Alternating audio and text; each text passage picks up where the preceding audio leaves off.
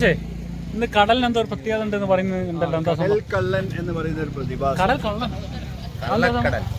അല്ല, എന്താ സംഭവം? എന്താ അത് പെട്ടെന്ന് തിരമാല ഇങ്ങനെ കടലിലേക്ക് പൊങ്ങി വരിക. അങ്ങനെ വന്നൊരു തിരമാല മനസ്സിലായില്ല. പെട്ടെന്ന് തിരമാല പൊങ്ങി വരിക. നമ്മള് കടൽ ശാന്തമാണെന്ന് വിചാരിക്കും, വളരെ പെട്ടെന്നായിരിക്കും തിരമാല ഇങ്ങനെ വരുന്നത്.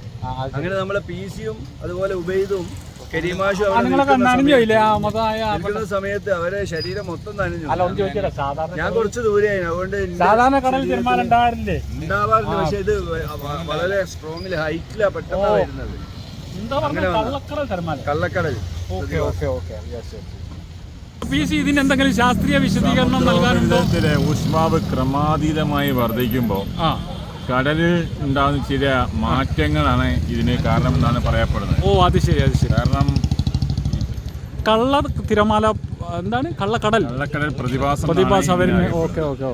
ഏതായാലും നമ്മളിന്ന് കാപ്പാട് വന്നപ്പോൾ അങ്ങനെ ഒരു സംഭവം മനസ്സിലാക്കാൻ കഴിഞ്ഞു. പോലീസ് വളരെ ജാഗ്രതാ നിർദ്ദേശം നൽകിയിട്ടുണ്ട് കടലിലൊന്നും ആരും ഇറങ്ങരുത് എന്നുള്ളത്.